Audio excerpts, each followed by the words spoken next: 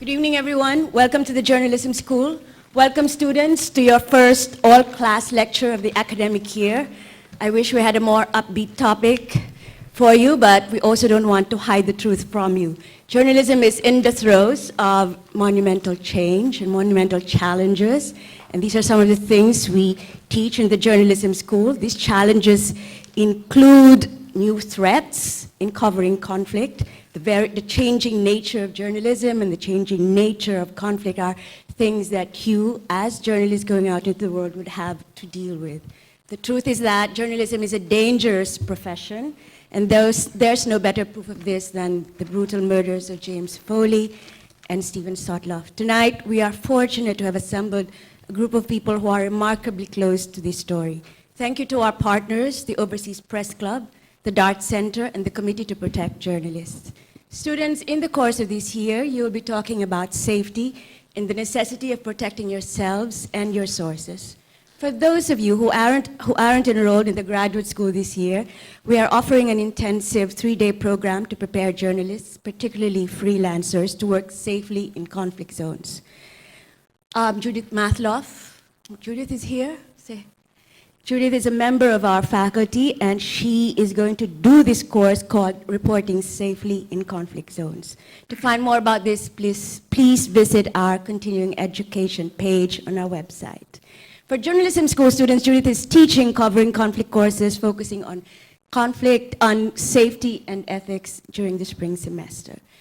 To start off discussion, I'd like to invite Joel Simon, who is the Executive Director of the Committee to Protect Journalists. I'm a member of the board of CPJ, to help give us some context on what has been happening over the past few weeks, past few years, for journalists working in Syria and in the region. Joel, do you have a mic? Yes, Well, thank you so much, Sheila, and I'm pleased to be able to participate in this important discussion. I think that the brutal murder of James Foley and Stephen Sotloff have dramatically illustrated a terrible reality that is borne out by the numbers. This is the most deadly and dangerous period for the press in recent history. The last years have seen record numbers of journalists killed and imprisoned around the world, according to CPJ data.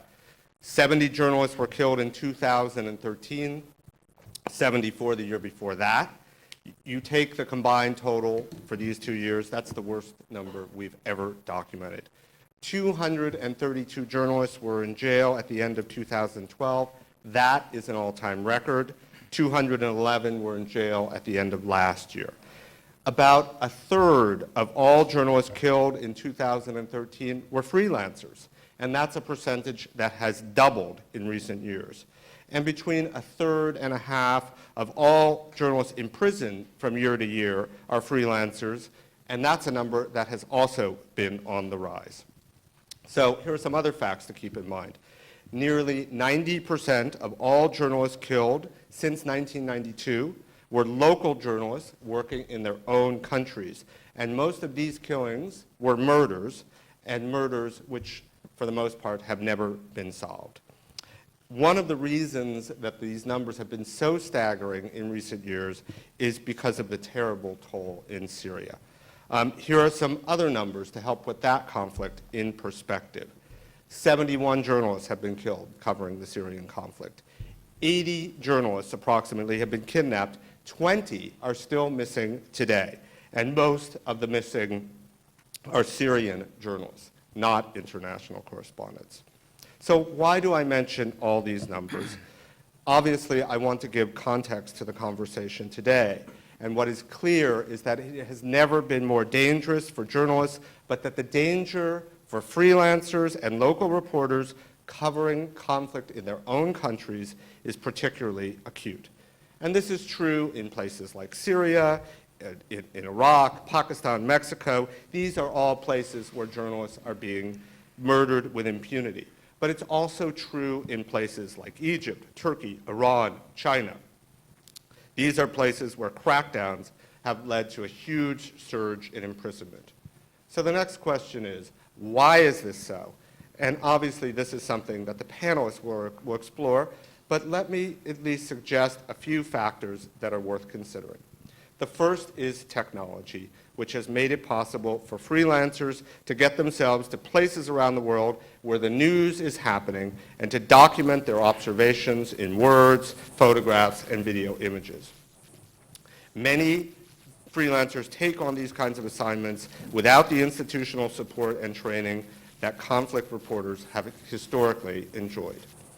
Media organizations, meanwhile, depend on this network of freelancers because there are far fewer international correspondents working out of fully staffed bureaus than there were even a decade ago. Now, James Foley was fortunate to have the support of the Global Post, but there are many poorly paid freelancers who have no one but their families to stand up for them when they get into trouble. Of course, technology has also made it possible for groups like ISIS to communicate their message, which in the case of Foley and Sotloff was a message of terror, using social media and other modern information technologies.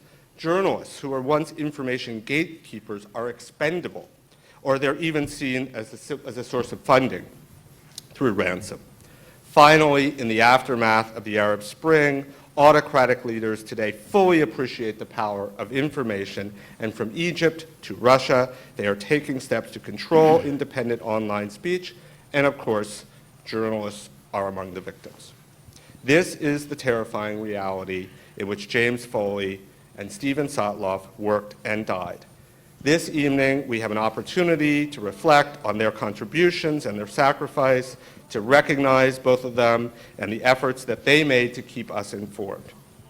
It is also a moment to take stock, to recognize that as journalists, we are living through the most dangerous moment ever, and to consider what steps we practically can take to reduce the risk, to hold repressive governments to account, to counter the effects of terror groups that use journalists to spread their message of fear, and to ensure that in an age defined by technology, we are truly and fully informed. Thank you.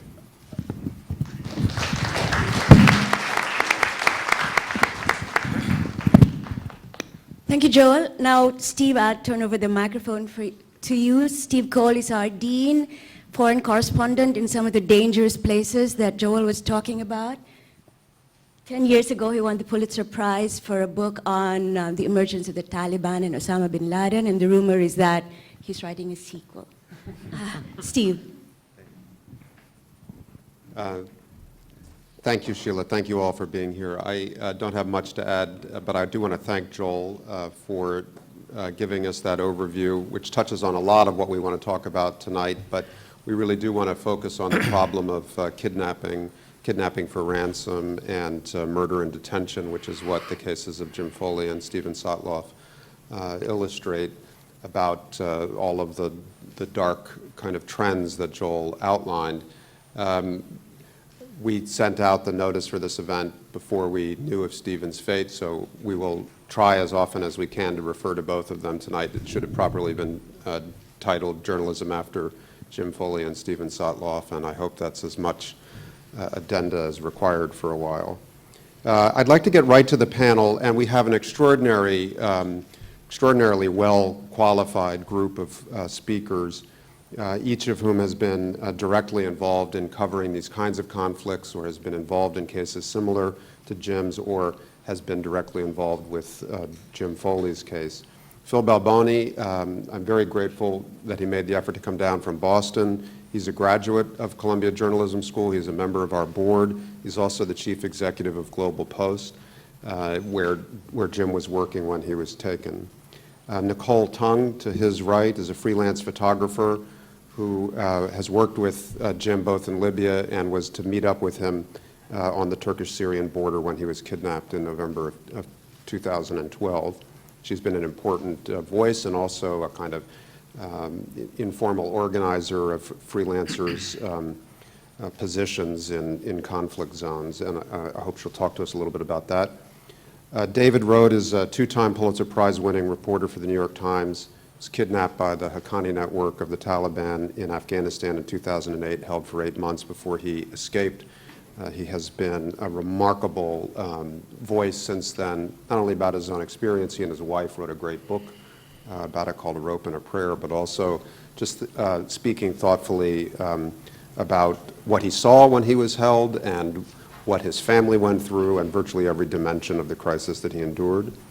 And Rukmini Kalimaki is a foreign correspondent now for the New York Times. She was very deservedly a finalist for the Pulitzer last year for the AP, I guess you were at, for her coverage of the jihadist conflict in Mali, where she got to Timbuktu before anyone else. Now that's something that foreign correspondents should say once in a lifetime, and captured a bunch of al-Qaeda documents and made great journalism out of it. So we're hoping she'll talk to us a little bit about the kidnappers as well as those of their victims. We're going to have each person talk for 5 or 10 minutes. I've asked each of them to offer some personal reflections that'll be particularly germane for Phil and Nicole, who knew Jim, and in David's case because of what he endured. But I've also asked each of them to help us think a little bit about what we should be doing better in this profession and in this country, whether the question is turned toward our government and its policies, or other governments and their policies, or towards a school like Columbia, or the profession of journalism and the support, the resources it offers to freelancers, or whether it's thinking about the families that also endure these crises as much as the direct victims, and what they go through and what we can do to improve their position. So I hope we'll get to all of that in a relatively short time. And again, I thank you for being here, and I'd like to ask Phil to start. You're welcome to sit, or if you'd like to come up and talk up here, that's fine as well. I'm fine right here, Okay, if that's okay. good. Well, first of all, it's wonderful to see so many of you here tonight. I assume that means that you care and you're interested in this issue, as indeed you should. I'd also like to start by saying that as we sit here tonight, this story sadly is not over. There are 2 more Americans who are facing death at the hands of the Islamic State right at this moment, and there are 3 British citizens, and their fate is unresolved. You saw in the Sotloff video that one of the British hostages was identified as the next one to be killed. It's an unimaginable horror for the families and all those who work, with those journalists and others to see this horrific outcome. It's very hard to talk about my personal experience. I've tried to compare it with some of my colleagues to imagine having a parallel universe in which your work life, which in my case is very busy, my home life, and then there was Jim. And from November 24th, 2012 until August 19th of this year, Jim was always running in parallel to my life. And that forms a bond that's, hard to imagine. The responsibility that you take on to bring somebody back from captivity is, a very serious one, and involves an immense amount of logistics and strategy and emotion and diplomacy and all kinds of things. I would say that there is no more fundamental responsibility that the leader of any news organization takes on than to stand by your people in the field. And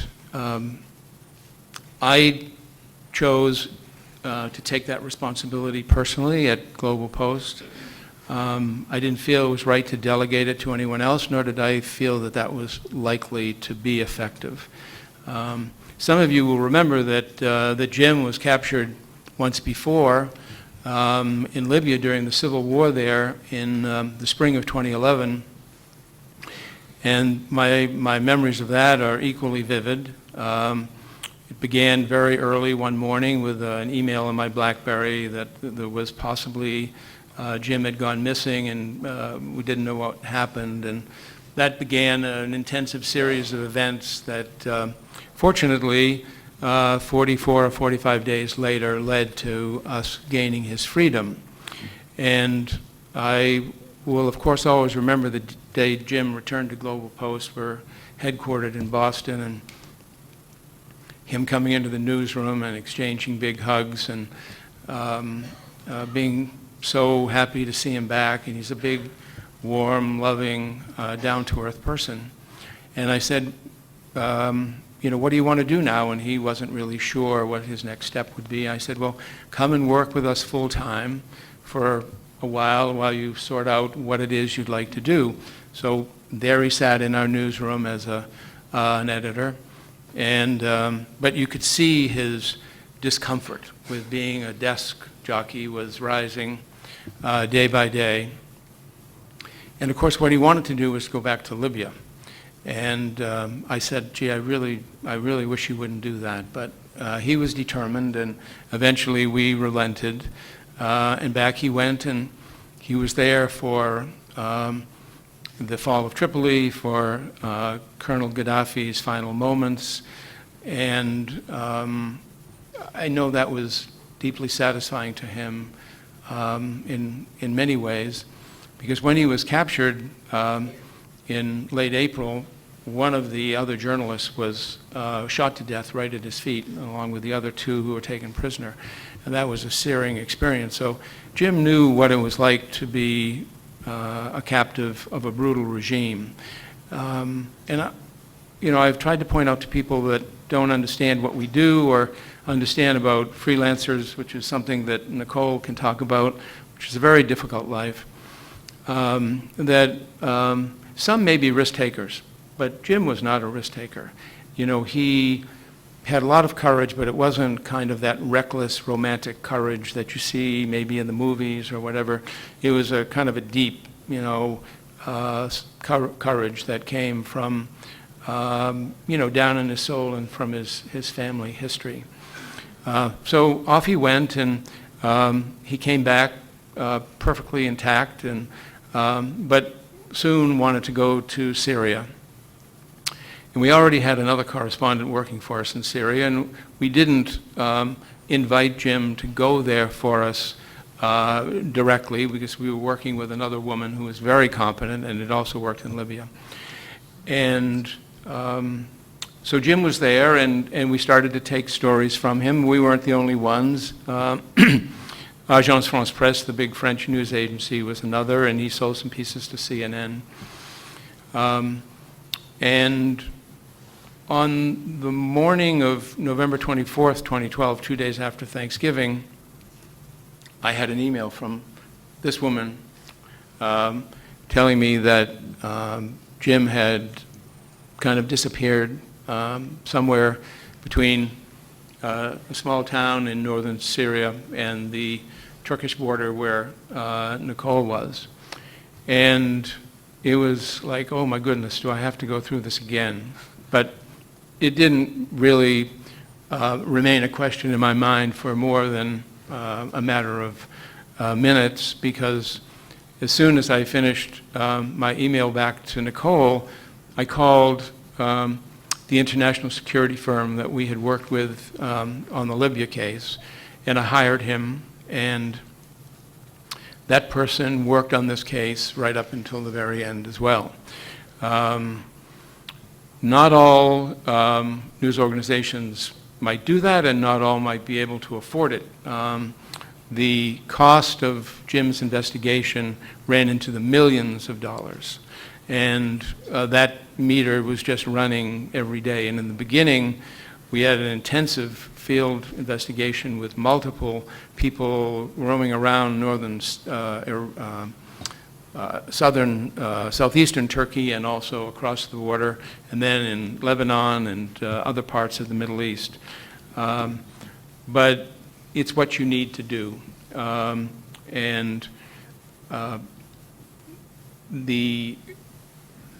I've seen, in my experience now going back to 2011, I've seen major international news organizations walk away from their freelance reporters, even some who were abducted. I think it's appalling. As a businessman and a journalist, you can understand it, because it's taking a big responsibility and a big expense, but if part of the lessons of Jim's tragic death and then Stephen's is what do we do about protecting journalists in the field, particularly freelance journalists who aren't paid a lot, who do not have the benefits and all the superstructure, that can support them. Somehow we need to get the leadership of news organizations, both U.S. and international, to accept that it is kind of their moral responsibility to do that. And until that change takes place, it can't be legislated. It only can come from, the head or the heart or whatever. And I think we need to do that. And we have people in harm's way tonight. We have a woman in Iraq, in Kurdistan, and we have someone about to go to South Sudan, and we have another person headed off to Gaza, which is fortunately not as dangerous as it was before. This is part of our DNA. This is what we will always do. We consider it one of our most important things. So standing behind our people, no matter what the effort or the expense, is fundamental to us. I could go on endlessly talking about this experience, which, lasted almost 2 years and, ended in the most, ruthless and cruel manner. But I will pause here. And thank you, Phil. That was very powerful. Nicole, maybe you could start a little bit with your personal reflections about Jim and your work with him, your travel with him, what he was like in the field. But I'd certainly invite you to pick up with the question Phil asked about, from a freelancer's perspective, what kind of resources, if Frontline Club or CPJ or Columbia for that matter, were to offer a kind of consortia of resources for freelancers outside to supplement the employers who might not always act in the way that Phil urged.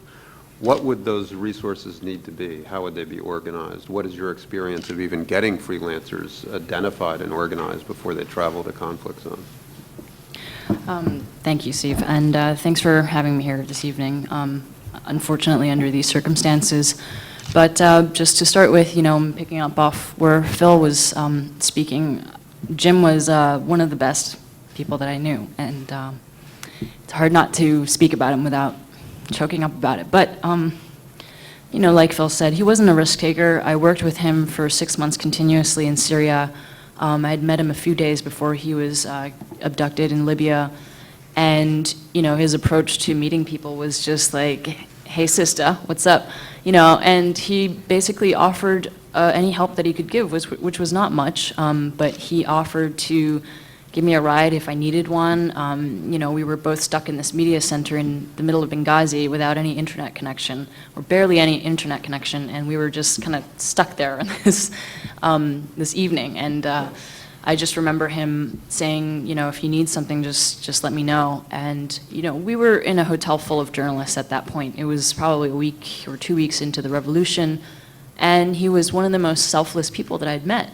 Most of the journalists there, and a lot of veteran journalists there, were very helpful and gave a lot of the green, young people like myself advice. But they weren't, if you wanted to ride in their car, okay, yeah, all right, we'll let you in our car. But Jim was like, come into my car, let's go places. And he was just really just a warm and very caring person. And I think that carried over so much into the work that he did, which was he cared deeply about the issues going on in Syria. I'm sure a lot of you have read about him trying to raise money for an ambulance in August of 2012.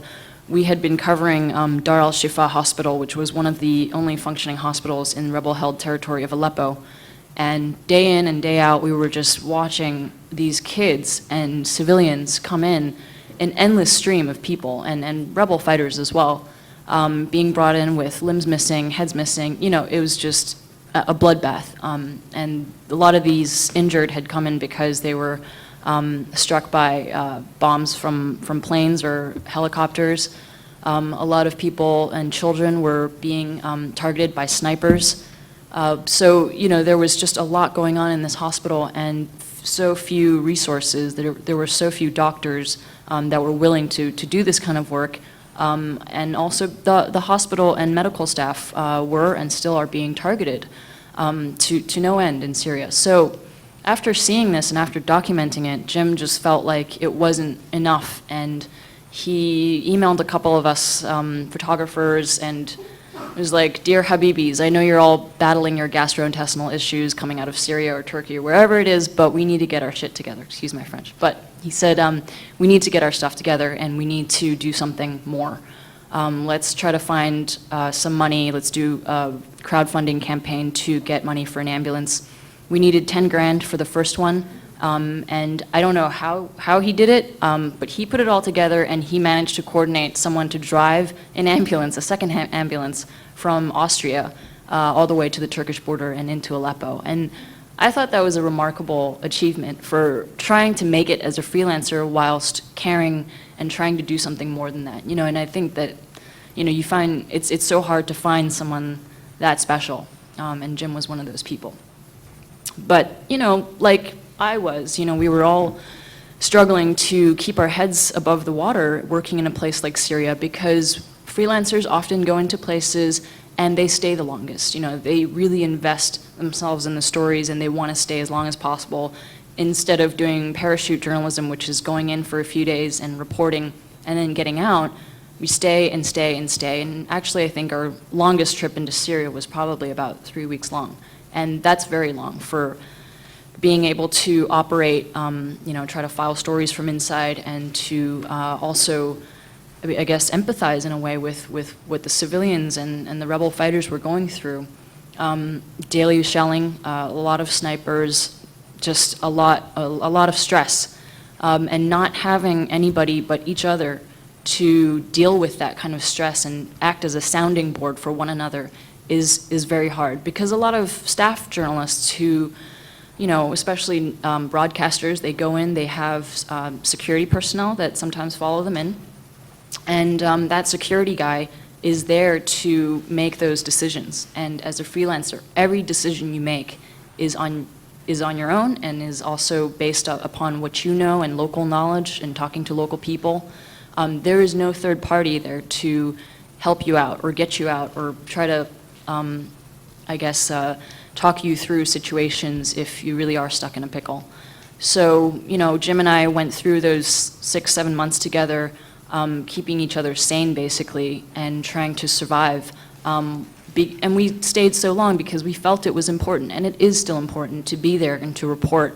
And there were just so few people, so few journalists willing to go in at that time. But on that note, I'd like to speak a little bit more about what the freelance life is. I'm sure a lot of students here have thought about going into freelance journalism and international reporting after graduating. And it's something that, I chose to do and continue to choose to do. It's not easy, and I'm going to be very candid. If you don't have an assignment, you don't have a paycheck coming in, it can be really stressful, and you're basically going, from paycheck to paycheck.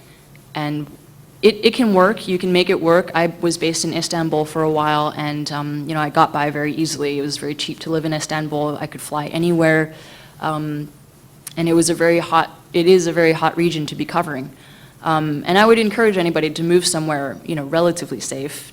I wouldn't say Istanbul is the safest place, but to move somewhere relatively safe to cover the region that you are interested in. But going into conflict zones and people who want to cover conflicts, right now I would probably tell no one to go into Syria, and also especially to not go in the way I went into Libya, which was completely green. I didn't even have insurance. I didn't have a flak jacket. I didn't have a medical kit. I didn't have training of any kind. All of that came to the forefront of my mind after Tim Hetherington and Chris Hondros were killed in April of 2011. At that time, I still had maybe a few weeks under my belt of covering conflict. I had no idea what to do if I had been in that truck with them. I was close by to the hospital to see them at the hospital. But I think that experience was so sobering. And I think, coming out of that trauma, we were lucky to have people like Sebastian Junger set up Reporters Instructed in Saving Colleagues, which is a freelance-only class set up to train in medical trauma, how to treat wounds and bullet wounds and things like that. And I felt like that experience and going through that training was more valuable than anything I could ever take with me into a war zone. There are resources, more and more resources for freelancers coming up. I'm on the board of the Frontline Freelance Register, which we just launched last year. We're associated with the Frontline Club in London, and we're basically trying to consolidate freelancers to advocate for better pay, better, backing from media organizations that we regularly work with. It's also a way to vet the real freelance journalists out there, because going into a place like Libya and Syria, we met a lot of what we call war tourists, which were people who weren't necessarily journalists and never had experience, but picked up a camera and wanted to go in just to experience it.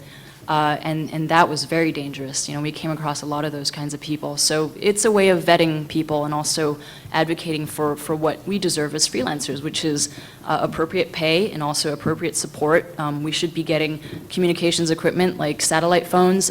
We should be getting flak jackets. We should be getting insurance. But those things weren't talked about. When I was in Libya picking up freelance assignments, no editor ever asked me, do you have a flak jacket on you? Do you have a way out of there? Do you have enough money in case you need to exit quickly? No editor ever asked me that. And when I came out of that whole experience, I was like, wow, that's incredible. It's bad. And every freelancer has experienced more that and worse, where in Syria, my colleagues of mine were saying, no editor is going to look at my work unless I get out alive. And just that kind of pressure being put on legitimate freelancers is a lot. It's a lot to deal with, and to try to make it as well. You push yourself because you want to be establishing yourself. You want to get your work published, but at the same time, you don't have this kind of backing. Organizations like the Rory Peck Trust, based in London, I think a few of their staff are, there we go, there they are. Hello. They're here tonight. The Rory Peck Trust has been incredible because they helped freelancers come out of injuries that they sustained in Libya, for example, and they also help a lot of local journalists who have to flee from their home countries and things like that. So I don't know. There are plenty of resources. I just think that what needs to be done is a way to consolidate that, to make it readily available. Where do we go if we need to find a template for proof of life questions, for example? There are these resources, but it's in so many different places, and many organizations have different suggestions. So, as a freelancer, if you have to go straight away to a place because you're sent on an assignment tomorrow, it's like you should have all of these things prepared, hopefully, and really establishing a protocol in case things go wrong is so important now that I realize it, and after having firsthand experience with Jim, there's a lot to talk about. There's a lot to be discussed. But I think that the moment I learned Jim had gone missing, there was a lot to establish, which was where he was, who he was with, what happened, who had kidnapped him. You're starting from a very blank slate when someone goes missing. And I didn't even know if he had kidnap and ransom insurance, So, these are things that I think freelancers and media organizations need to really start discussing. Great, thank you. David? I want to say, first of all, journalism is a fantastic and honorable and wonderful profession. And we're here mourning James and Stephen, but, I don't think they would want you to, face their fate, but I think they would want you to be great journalists. And I don't want us to be too negative tonight. And the challenge is, how do we adjust as a profession, as journalists, to this atmosphere and not let these forces win? Whether it was, frankly, the Assad government intentionally, killing Marie Colvin and other journalists to silence that coverage, and on the other side of the conflict, jihadists who are doing the same thing. The biggest victims of what's happened in Syria and the complete lack of reporting has been the people of Syria. You know, the suffering brought on by the government, by the jihadis, is not coming out. I covered the war in Bosnia. Some friends here in this audience did as well, and it's tragic how the coverage has dropped off. So I just want to encourage you and not be too dour tonight. Yes, it's a horrific situation, and I'm sorry for your generation. It was easier for my generation. I went to cover the war in Bosnia in my late 20s. I worked for the Christian Science Monitor. In Sarajevo, the Serbs and the Bosnian Muslims didn't really like journalists, but we were seen as sort of a third party that all the local forces tried to manipulate and sort of trick into telling their version of the war. It's changed now. You know, you're a target, as Phil and Nicole have talked about. You're a source of publicity and a source of money, as Rukmini will talk about. But I urge you to be smart, to go to maybe safer places to report and establish yourselves, but please don't give up. We need more terrific foreign correspondents. My experience was 5 years ago, and I can talk about that in more detail if you want, but I actually want to talk about what's happened since then. Unfortunately, the situation's gotten worse, and I've unfortunately found myself talking to more and more families of journalists who have been in this situation, particularly the last few months talking to the Foleys. And I would urge you, and you've probably heard all this already, again, it's not fair. I'm sorry that we face this situation, but it can happen to anyone. The most experienced correspondent can get kidnapped. The new person who's just arrived can be kidnapped. And a basic thing and a basic piece of advice, which you should go through before you go off to these countries or try to take these risks, is to have a conversation with your loved ones. Talk about the realities of what will happen if you are kidnapped. Do you want a military raid to save your life? Do you want a ransom paid on your behalf to one of these jihadist groups? One of the first things that will happen if you're an American citizen is that the U.S. government will visit your family. Some FBI agents will arrive at your house. It happens in different sequences, but in my case, one of the first things they did was take a DNA swab from my brother, and they also asked my family if they'd sign a form approving a military raid. And the problem for these families is there are media organizations that step forward. Global Post was wonderful to the Foleys. The New York Times was incredible to my family. Reuters, where I work now, is absolutely incredible in supporting its employees. But the bottom line is your family is left on their own to somehow live in a world where they think they can save your life if they make the right decisions. But the sort of cruel reality, and I've written about this, is that they really can't control what happens. They don't have the millions of dollars that will be needed to free you. Rukmini has done incredible reporting on this, and we'll talk about it in a minute. You're not going to be able to talk your way out of this situation. Steve did unbelievably heroic reporting across the Middle East. He loved the region. He lived his passion. Jim, as Nicole talked about, helped people in Aleppo. And these young, deluded men who take you captive don't care. I told my captors that I had done extensive reporting in Bosnia and helped expose the execution of several thousand Muslims around the town of Srebrenica.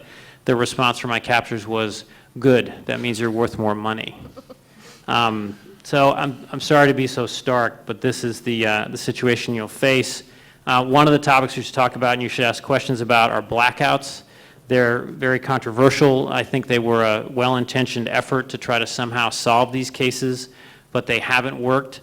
I'm also not sure that publicity would solve these cases either. Reuters did a poll after Jim was killed, but before Steve died, and they asked Americans if they support the current U.S. government policy, and it is the policy of not paying ransoms to terrorist groups. 3-to-1 Americans support the current policy of not paying ransoms to terrorist groups, even after Jim was beheaded. It's roughly 62% to 21% in support of that policy. European countries have very different perceptions and very different policies, and maybe our perceptions and policies should change. But the American government is not going to pay a secret ransom and free you. And Rukmini can talk about the size of these ransoms. Now, and it's also, in terms of your family, they're going to be in very difficult situations in terms of what do they say about you publicly, what do they not say about you. As you know, Steve Sotloff's Israeli citizenship was kept quiet to try to save his life. It didn't work. You know, again, it's just an impossible situations that these families end up in.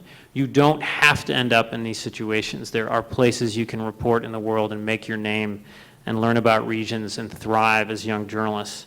But be careful. Don't take too much of a risk too early. It will be held against you. Rukmini and I, on a final note, were on a BBC interview show a couple weeks ago, fairly soon after Jim's death, and a former American diplomat spent a good chunk of the show castigating me for getting abducted twice.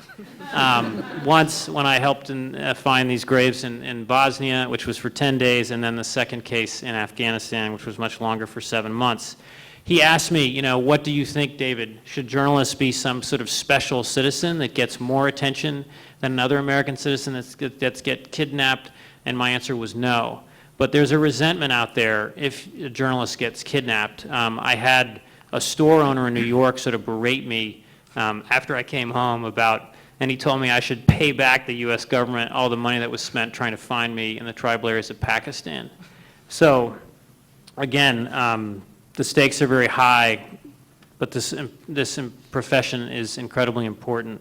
So, you know, I'll take your questions, but again, my broad theme is, as Steve has talked about, what can we do better, and how can we not, you know, give up? How can we adjust and learn to operate in this new and unfortunately very dangerous environment? All right, well, you're the new executive director of whatever organization comes out of this, because that was very well said. But you have to name this diplomat if he's that offensive. You can't just, he wasn't speaking Peter Galbraith. Peter Galbraith, aha, okay. Say no more. Just Google, that's all. Okay, so Rukmini, you've been invited to help educate us about the role that ransoms often paid by European governments as official policy, not just for journalists, but for many others who've been kidnapped in the Maghreb, North Africa, and elsewhere, has played in fueling this industry. So please do talk about that, but also talk about your own experience in the field, what you've seen change, and if you have any recent sense from your work on Al-Qaeda in the Maghreb of what the kidnappers themselves think they're doing in this age of social media. Do they have a theory, or is it just criminality and teenage sociopaths and no real strategy? Sure. Good evening, everyone. I'm at the New York Times now, and I cover as my beat Al-Qaeda and Islamic extremism. But for the past 7 years, before this March, I was based in Senegal, where I covered West Africa and Central Africa for the Associated Press. And I arrived in West Africa on a plane in December of 2006. And I remember looking at the map in front of me. My beat was going to be a 20-country stretch from Mauritania all the way to Congo. Within a couple of months of me arriving, the group that would become Al-Qaeda in the Islamic Maghreb ended up killing 4 French tourists in Mauritania. And very soon thereafter, they began routinely kidnapping Europeans. And within about 2 or 3 years into my beat, I would say that about a third of the geographic area that I was supposed to cover was now considered too dangerous for foreigners to go to. It had what's called a red notice in the embassy literature. It included the north of Mali, the north of Niger, much of Mauritania.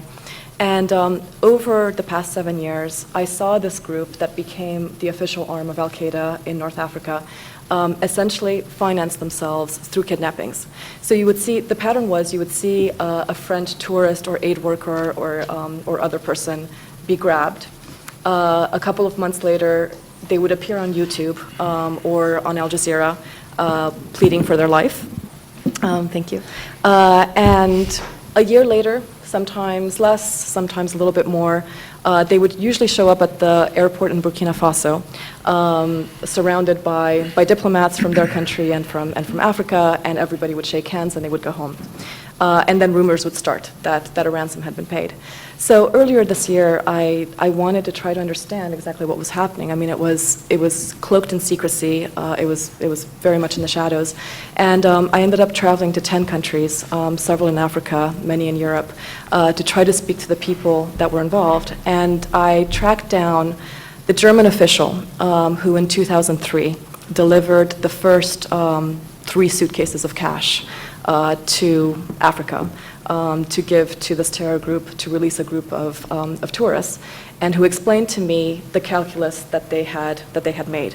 At the time, this group that was called the GSPC and that became Al-Qaeda in the Islamic Maghreb was holding more than 24 European, mostly German tourists. A German woman, a mother, had died. She hadn't been killed, she just died of dehydration in the desert. There was enormous public pressure in Germany for them to do something. And they thought that, paying a 5 million euro ransom was really, the cleanest thing that they could do, because the kidnappers were actually asking them for arms. So the guy explained to me that, money seemed to be, something less bad than giving arms to this group. That seems to be the calculus in Europe. And I went on to be able to tally that just in the past 5 years, European governments and a few organizations have paid at least $125 million to Al-Qaeda's direct affiliates. So this is the group in northern Mali, Shabab, AQAP, etc.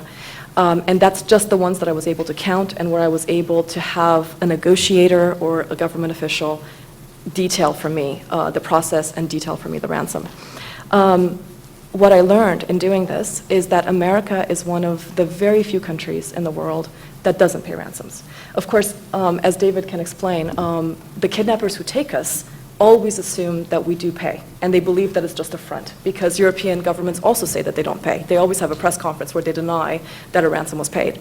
But the reality on the ground is this: America does not pay. Britain and Canada are probably the 2 others that don't. And the question that I'm posing in my own reporting right now is, so what happens to Americans when they're taken?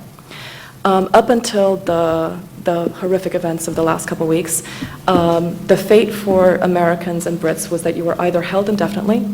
That's the case for a USAID worker who's been held for more than 2 years now by Al-Qaeda's Central Command in Pakistan.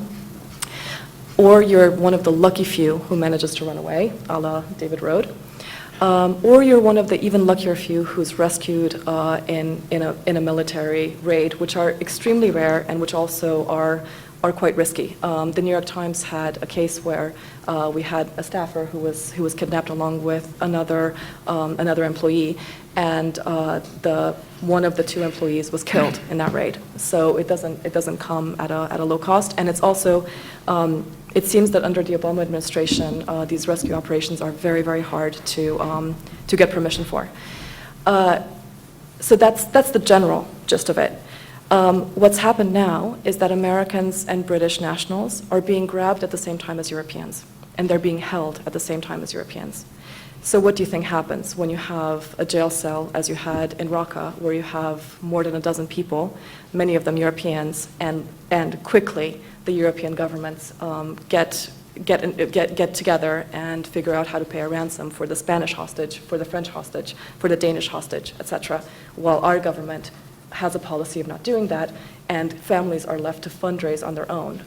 I don't know the economic background of the Foley or the Sotloff family, but I'm assuming that they're middle-class Americans. They're not wealthy. Right. No. And so just as one example, last fall there were 4 French nationals who were released. They'd been kidnapped in Niger 3 years earlier, and they had gone through many iterations of various negotiators, and they were finally released for 30 million euros.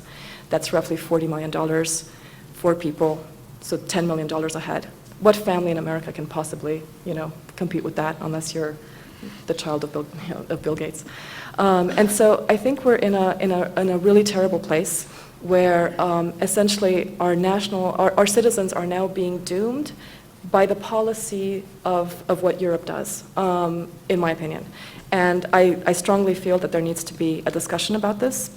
And if I in theory agree with the idea of not paying ransoms by America, but if they're going to hew to that to that stance, it seems that it behooves our government to at least put pressure on the Europeans to once and for all stop this. And I've yet to see an American official stand up and actually name the European countries that do this, even though behind closed doors they will name France and Spain and Italy and Switzerland and Austria and all of the ones that have paid in the past.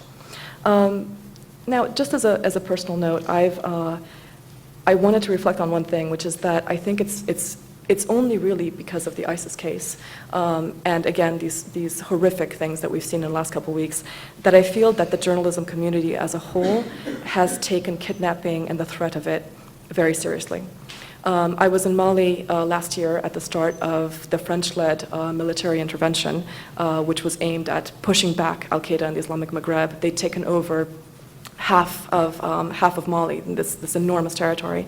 And I remember seeing in my hotel just this enormous jockeying and this real cowboy, mentality among so many of my peers that somehow did not take seriously that this is a group that is known for kidnapping Europeans, that is known for kidnapping Westerners, that this is a real threat. And I ended up having actually, just with people on my own team, having some really bitter arguments about whether it was safe enough for us as a team to go ahead of the French forces into these areas that had just days before been evacuated by this jihadist group that is known for kidnapping. Just as a note to all of us, the best reporting is always the reporting when you can be on the ground and you can see things for yourself and you can interview the people and the subjects on hand. That's always been my feeling. Unfortunately, we're now in a world where in certain theaters that has become extremely dangerous. Syria, I would not go to Syria now. I don't know about you, Nicole, but I think it's just suicidal to go in with what we've seen. And there are so many other places. And in 2012, when this al-Qaeda group took over northern Mali, my first reaction as a reporter was, well, I can't go, so I'm just not going to report on it. My editors kept asking me for stories. Well, can you do a story about Sharia being implemented in Timbuktu? And I'm like, no, I can't get anybody on the phone. It's boring. Doing these phone interviews, it's not going to be good reporting. And I really kind of fought my editors on it. And I was really schooled by, of all things, a Human Rights Watch report that was done by Corinne Dufka, a colleague of Emma's, who did the following thing. She went to the bus stop that was at the town that delineated sort of the front line between the jihadist-controlled territory and the government-controlled area that was safe. And she just stood at that bus stop, for days, hours, and waited as people were coming from these areas that had newly been taken over by the jihadists. And she interviewed dozens of women, who had been whipped for various offenses, for not covering up, or for being seen in public with a boyfriend, or etc. She talked to young men who had been publicly flogged for having cigarettes. She talked to a young woman who had witnessed a stoning of a alleged adulteress. And Corinne did this amazing report for Human Rights Watch, which read like the best journalism I think that I've ever seen. And it was a real lesson to me that you don't just give up, in these situations if you can't go in. There's other ways that you can get the information, and one of the best ways is to go to the border, to go to the last safe place and just stand there and wait for the people that are coming across. There's a lot of people that are usually coming out of these conflict areas. And I think that we can do that kind of reporting now with Syria by going to the Turkey border, by going to Erbil, and by speaking to the people that are able to go into those areas and come back out. Great. Thank you, Rukmini. You mentioned the European ransom policy. Am I right in remembering that there's some of those countries have actually passed laws that empower the government to recoup the ransom they pay from garnish your wages and take it back from you if you don't have it to give back? They don't garnish your wages, but in a couple of countries they've done sort of symbolic things where they've taken. I spoke to a very upset Austrian couple who was kidnapped in Tunisia by AQIM, and they were, I think, made to pay 2,000 euros a head, when they came back, which was, of course, the ransom was in the millions. Oh, okay. So it was sort of just a token. A token, yes. We've got about 15 minutes left, and so I'll invite some of you to line up in front of the microphone if you have a question you want to ask. I'm sure there are many more questions, I'm afraid, than we can take in 15 minutes, but if you start to head up there, I want to ask Phil something to pick up on the comments you made about the hard work you did after Jim was taken, and David chime in as well. If you were to resource a non-governmental entity that would support kidnapped journalists by conducting investigations, by working for their peaceful release, by facilitating families, by certainly supporting freelancers on the front end with insurance and resources and training. But the one thing that's the least visible is when you're doing what's possible from the United States to secure the release of a kidnapped journalist, let's stick with journalists, what is the most effective thing to do? I mean, when you look at all the security consultants you worked with, all the investigations you ran, in the end, did you learn anything about what works to get somebody, to get a government or a guerrilla group to make the decision, it's time to let this guy go, or woman? Well, sure. I mean, some of the skills, the people who do this professionally are, generally speaking, former Federal Bureau of Investigation investigators, because kidnapping is an FBI specialty. They might be ex-special ops for various governments who have had a lot of work in counterterrorism work. And they can be extremely good, but a lot of what you do is talking to people. It's what we journalists do. I mean, it's really going out and finding out, talking to as many people as you can and putting the pieces together. It's developing sources. It's developing contacts within governments who have independent means of developing information through their intelligence services or others. So it's quite a broad palette of ways that you can go about, generating the information. And then, of course, it's working with the family as well. I mean, that's, and it's being persistent.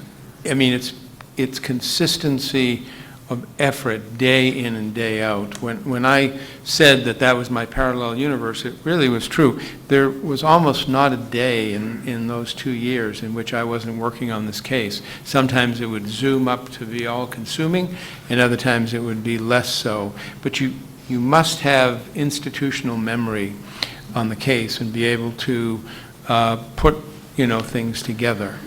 You have to make difficult decisions about what you would make public, if anything. And David raised that question. That's a very, very important one. I have fairly strong feelings on that, just as, ransom or no ransom is a subject where strong feelings can be developed.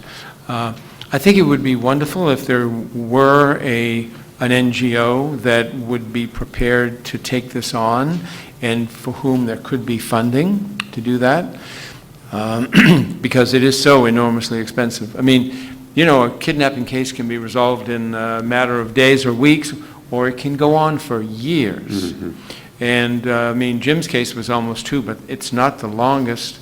It's the longest journalist one that I can remember, at least. The but Lebanon cases went on for a long while. Terry Anderson. Terry Anderson. Yeah, Terry Anderson. Yeah. There's many things that would need to be considered before you could say that was the right approach. Thank you. David, do you have anything you want to add? The one thing that resolves these cases is cold, hard cash. Rukmini, what do you estimate the Europeans paid for the captives that were held with Jim and then freed? Well, roughly. I'm hearing between 2 million and 3.5 million euros per person. So at least $5 million to run. per hostage, and that's it. Once you're in one of these areas, there's no pressure on them if you're in northern Syria or the tribal areas of Pakistan or Somalia or West Africa. It's gonna be a ransom, and you're lucky if it's just ransom and not prisoners. Right, although I think in the case of the Libyan government sometimes, where they were holding journalists. Yes, they- if they it's were the able to- Iranian yeah, government yeah. or I'm speaking of only Yeah, insurgents. yeah. And then Theo Curtis came home miraculously. Qatar somehow made that happen. They Right. said they didn't pay a ransom. They had very, very close ties to the Nusra Front, a totally different group from the Islamic State. But, that was a one-off, I believe. All right, why don't we take, say, 3 questions from the first 3 in line, and that way we'll be able to move a little more quickly and take more questions. My question, I'm Andrew. How reliant are you, when doing foreign reporting, particularly conflict reporting, how reliant are you on, local sources on terms of which areas to report and how to stay safe from, gunfire and bombs and missiles and everything? Great. Very Good. reliant. Okay. Thanks. Next. Hey, my name is Nathan McDermott, and this is, I guess, to Rukmini or Nicole, or really anybody, but as female journalists, what special circumstances do you have to take into consideration, especially in conflict zones and in more traditional and conservative areas like North Africa or the Middle East? Thank you. Thank you. One more. Hi, my name's JJ. I've actually just come from a publication where one of our journalists has been kidnapped and missing as of a month. Unfortunately, no demands as of yet. I wanted to ask you... Can you just explain that? Who is the, what's the publication? It's actually the first and only independent news outlet in the Maldives called Minivan News. There's a bit of nodding here. This is good. And where was the reporter working? The reporter was working, it was a local, actually, working for the publication. It's the first time a journalist has been kidnapped. In the Maldives? Yes. So Goodness. All right. it's not as nice as it looks Yes. on paper. Yeah, I wanted to ask you just generally, we've talked a lot about the sort of danger to foreigners, to foreign journalists going into these countries where often you need to sort of have a lot of local knowledge very quickly, learn about these places, learn who is who, get trusted fixes. To what extent is an alternative training and vetting and empowering local reporters who can blend in, who have the local knowledge in these places? Great. So David and Rukmini, the first question would seem candidate for either of you, Nicole as well, but kind of what's your mapping technique, block to block and town to town, that you've learned to trust?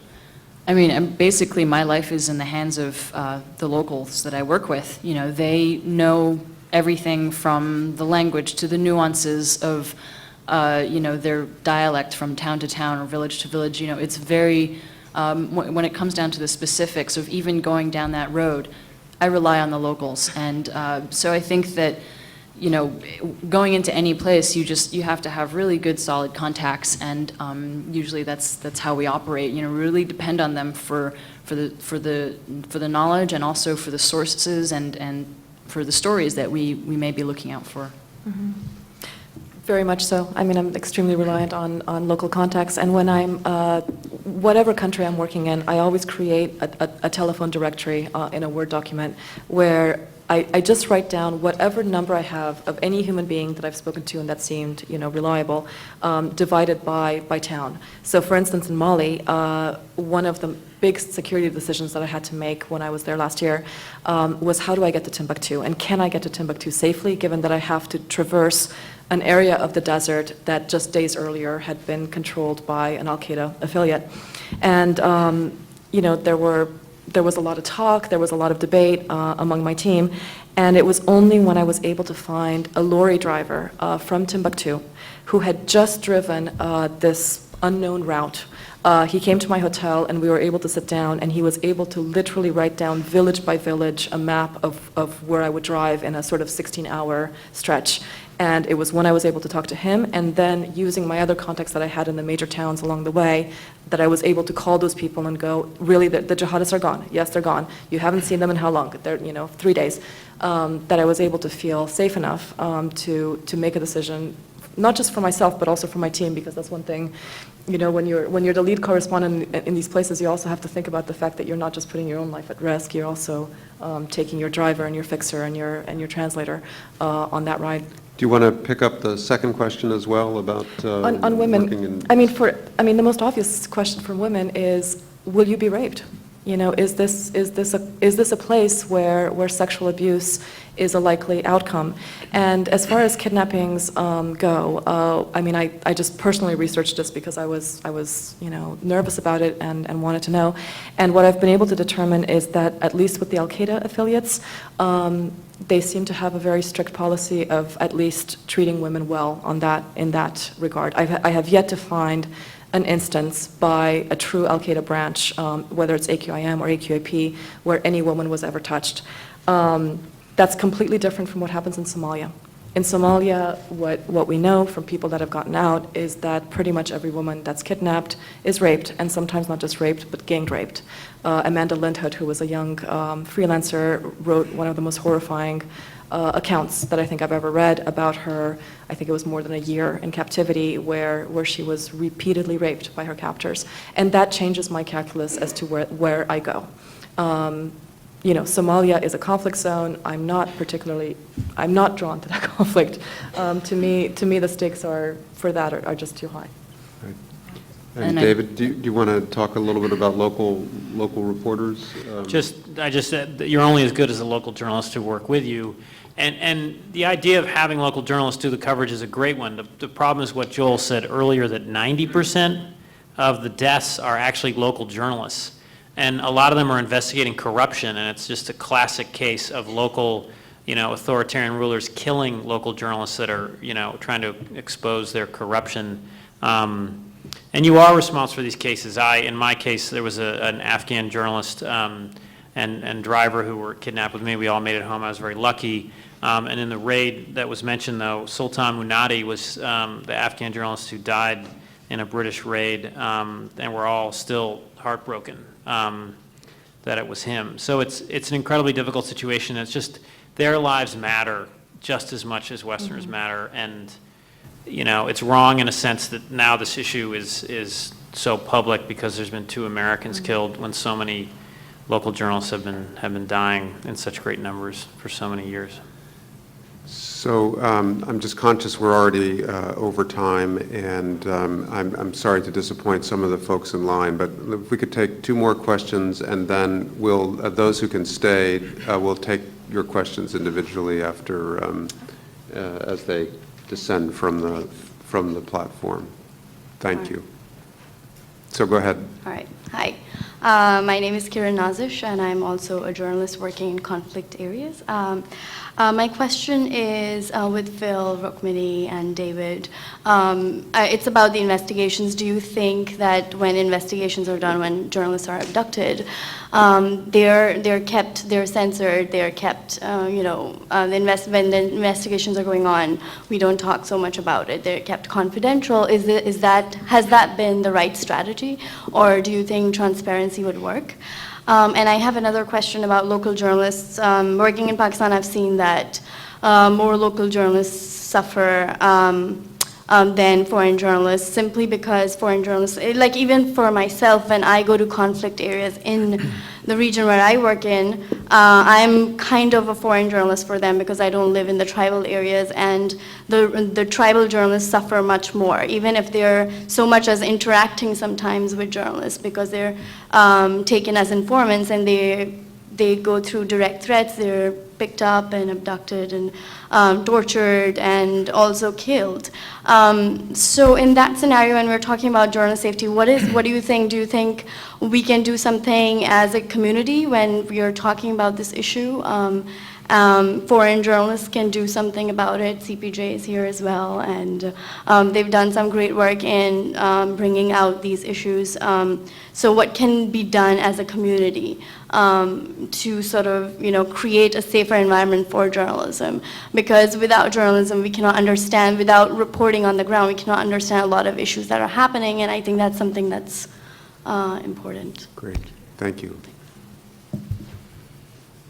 Hi, my name is Millie. I'm actually an undergraduate at Columbia, so it's really intimidating to be around so many people who are established and professional, and I admire all of you.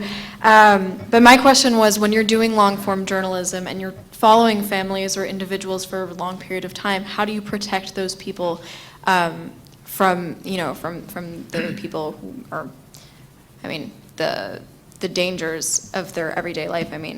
aren't, there's the issue of enlightening their case and making them more of a target.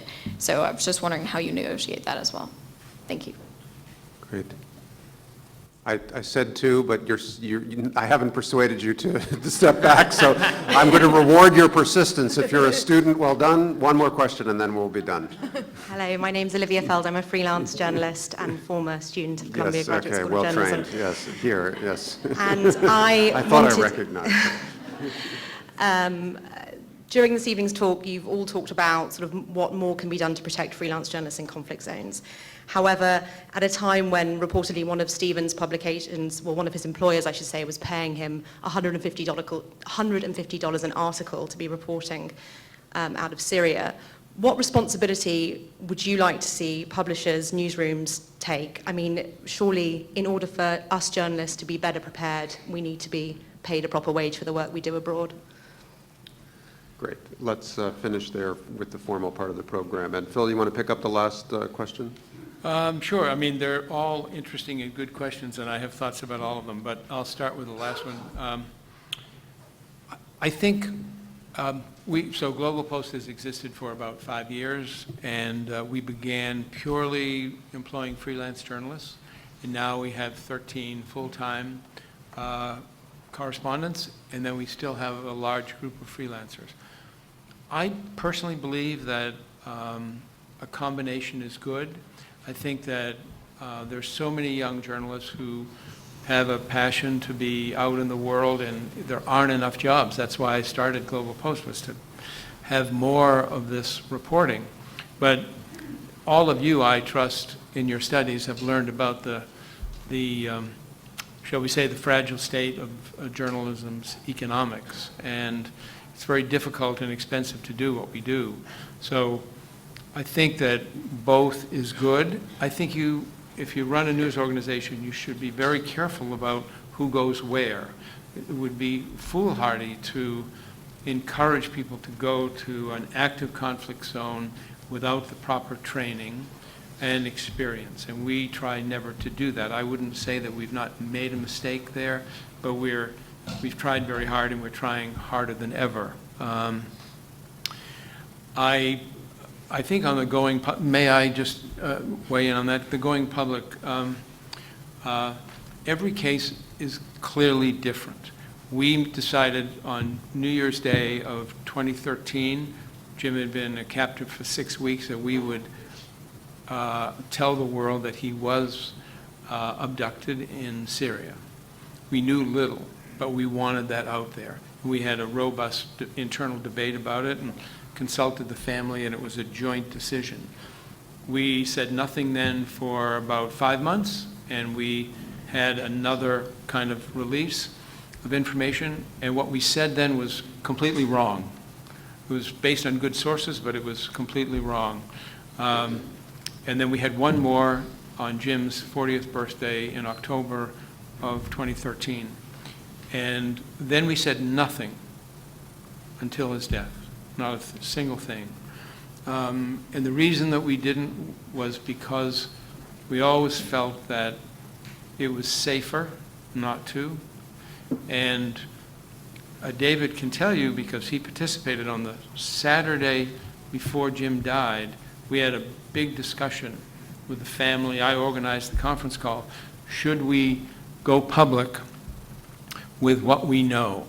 And it was a wonderful, honest, heartfelt discussion, and we came to the conclusion, all of us, I think David will agree that he came to that conclusion, even though he has some doubts about it, that it was not the best thing to do.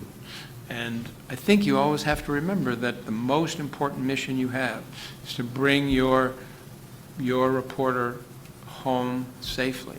And anything that could detract from that is ultimately not a positive. The public really can't help very much. They can't put pressure on the United States government. The United States government, since this is the country we're living in, does what they want. They have their own national security interests, which they must follow, and protecting our journalists is not their #1 priority, and we know that to be true. So I think every case is different. We did some, but in the main, we resisted. Great. Can I invite each of Nicole and Rukmini and David just to make last brief remarks in response to one of those questions or anything else as we wrap up?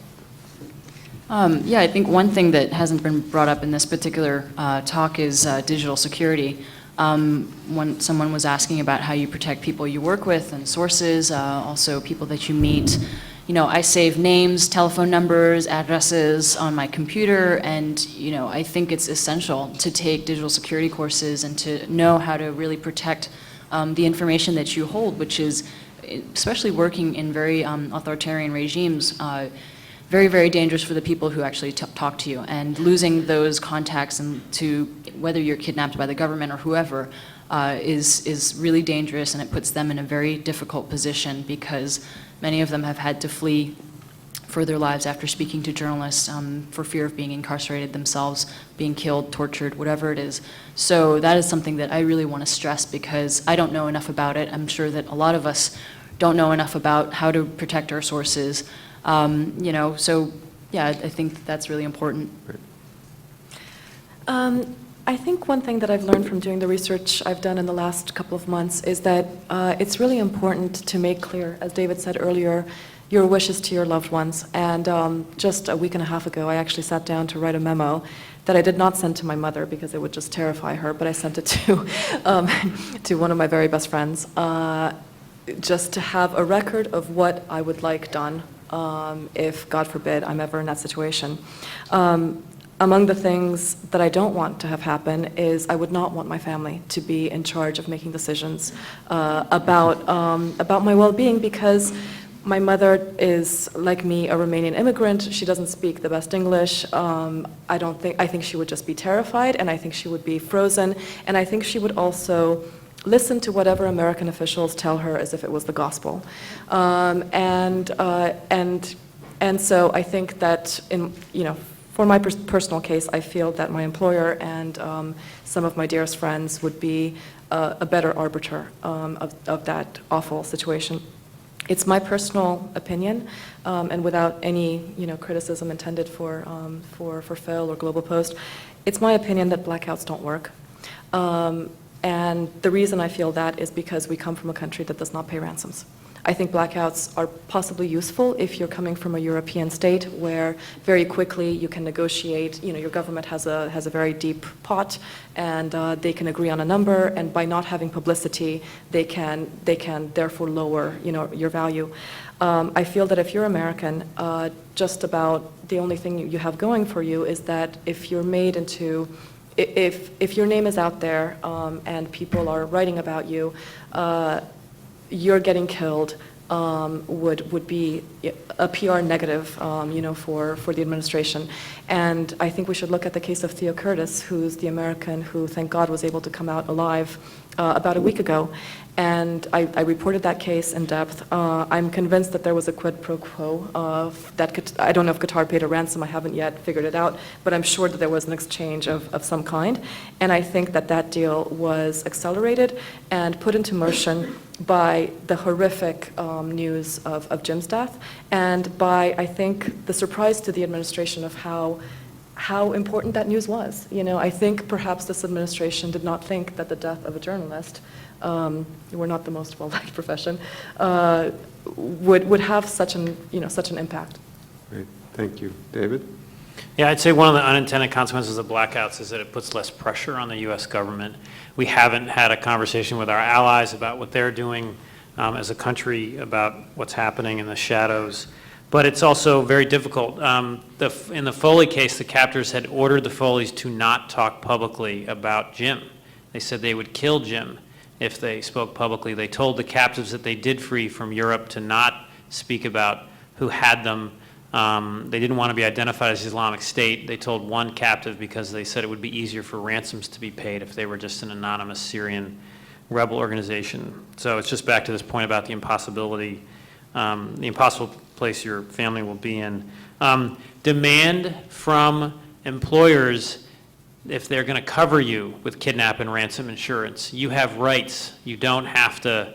There's an economic, Darwinism going in out there, but given what's happened, you have every right to be pushy if you're going to take these risks and make employers say this. I'm going to be at a few events in the next few weeks with some foreign editors talking about security. And, you know, the Global Post did the right thing, but there should be pressure on news outlets to have, to support their people. There was a movement at one point started by the Times of London to not accept work from people that went into war zones if they didn't have a previous clear assignment from the news organization. The idea was to limit the demand for freelancers who would just go in, take a great picture, and then someone would publish it. The idea being, if you go in on your own and you have no assignment, that, you know, no one will take the picture.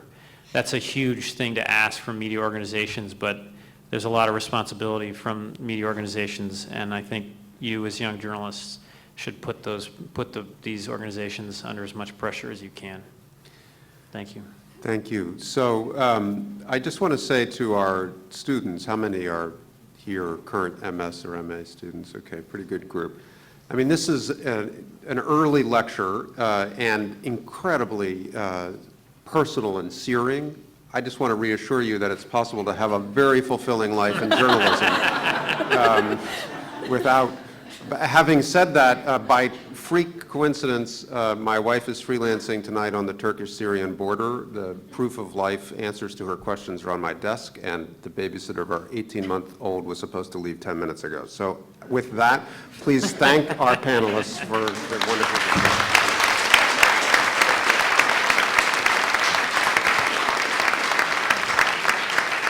Good night.